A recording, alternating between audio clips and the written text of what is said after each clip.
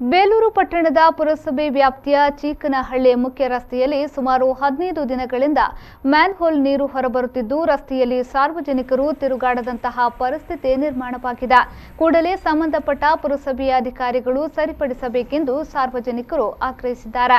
ಸುಮಾರು 15 ದಿನಗಳಿಂದ ಮ್ಯಾನ್‌ಹೋಲ್ ಸಂಪೂರ್ಣ ಭರ್ತಿಯಾಗಿದ್ದು ಗಬ್ಬು ನಾರುವ ನೀರು ಹೊರಬಂದು ಸಾರ್ವಜನಿಕರು ಸಂಚರಿಸಲಾಗದ ಪರಿಸ್ಥಿತಿ ನಿರ್ಮಾಣವಾಗಿದೆ.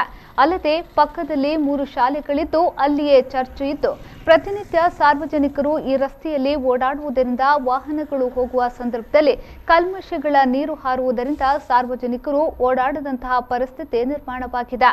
ಪಕ್ಕದಲ್ಲೇ ಇರುವ ಯಾತ್ರಾ ನಿವಾಸ ಹಾಗೂ ಮನೆಗಳಿಗೆ ಸಮೀಪ ಇರುವುದರಿಂದ ಅಲ್ಲಿರುವ ಜನರಿಗೆ ತೊಂದರೆಯಾಗುತ್ತಿದೆ.